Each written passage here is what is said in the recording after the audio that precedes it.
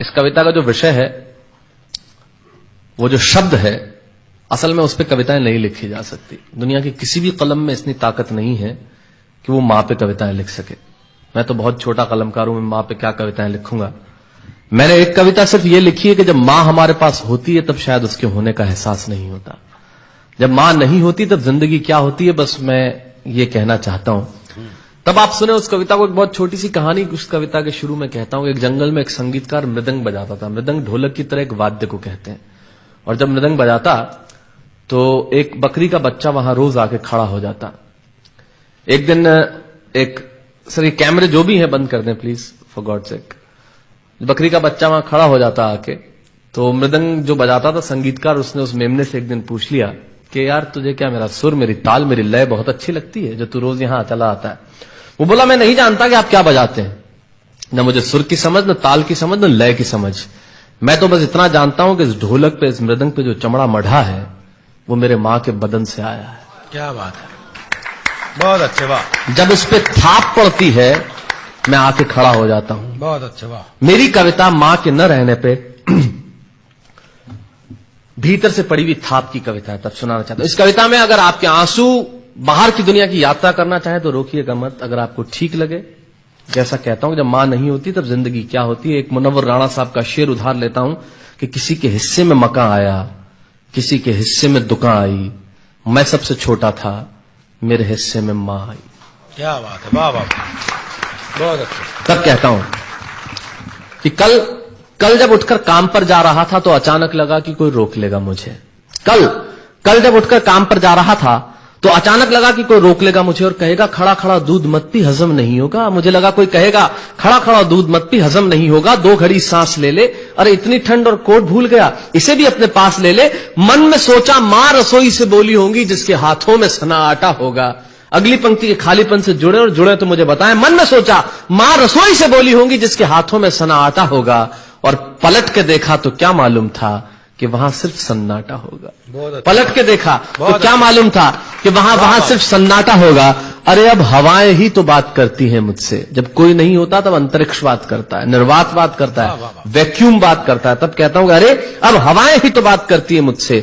लगता है जब जाऊंगा किसी खास काम से तो कोई कहेगा दही शक्कर खा ले बेटा, अच्छा शगुन होता है। कोई कहेगा गुड़ खा ले बेटा, अच्छा शगुन होता है। पर मन इसी बात के लिए तो रोता है कि सब कुछ है मां, सब कुछ, जिस आजादी के लिए तुझसे मैं सारी उम्र लड़ता रहा। आपने अपने बचपन में देखा होगा, माए हमें टोकती है, यहां मत जा, वहां मत जा, ये मत कर, वो मत कर। तब हम आजाद होना चाहते हैं, और आजादी की कीमत कितनी बड़ी देनी पड़ती है। अगर कम शब्दों में मैंने ठीक बात कह दी हो तो इसका एहसास मुझे जरूर कराइएगा कि सब कुछ है मां, सब कुछ, जिस आजादी के लिए तुझसे मैं सारी उम्र लड़ता रहा वो सारी आजादी मेरे पास है।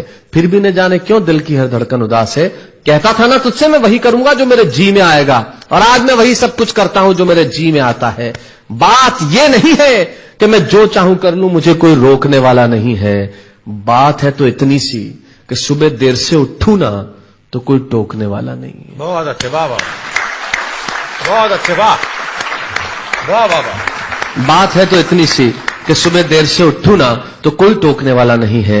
रात को देर से लौटूं तो कौन नाराज होगा भला, कौन कहेगा बार बार कि अब कहां चला। आप ही की जिंदगी के कुछ दृश्य चुराता हूं और आप ही को सौंपता हूं। रात को देर से लौटूं तो कौन नाराज होगा भला, कौन कहेगा बार बार कि अब कहां चला। दोस्तों के साथ घूमने पर उल्हाने कौन देगा, मेरे वो तमाम झूठे बहाने कौन देगा। सच कहा साहब, गम की चोटें जख्मों पे फौलाद से ज्यादा क्या होगी, और मां की दौलत दुनिया में औलाद से ज्यादा क्या होगी। तब कहना चाहता हूं कि रात को देर से लौटूं तो कौन नाराज होगा भला, कौन कहेगा बार बार कि अब कहां चला। दोस्तों के साथ घूमने पर उल्हाने कौन देगा, मेरे वो तमाम झूठे बहाने कौन देगा। कौन कहेगा कि इस उम्र में क्यों परेशान करता है। हाय राम, ये लड़का क्यों नहीं सुधरता है।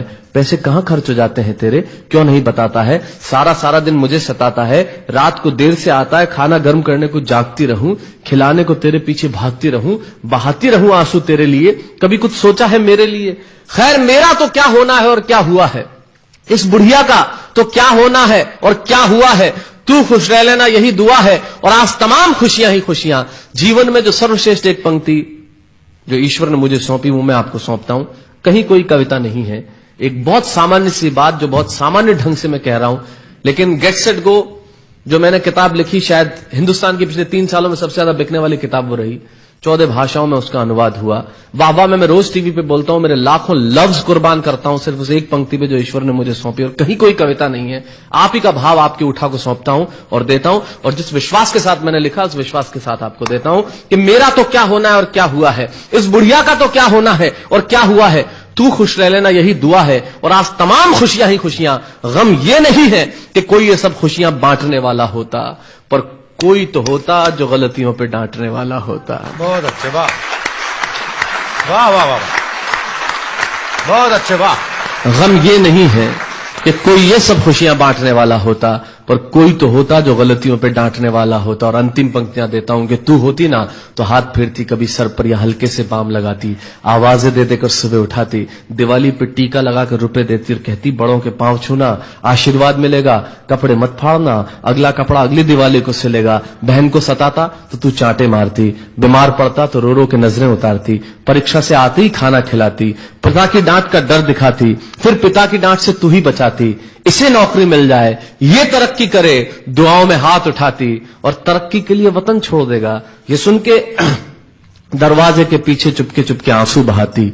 सब कुछ है मां, सब कुछ, आज तरक्की की हर रेखा तेरे बेटों को छू के जाती है, पर मां हमें तेरी बहुत याद आती है। बहुत अच्छा।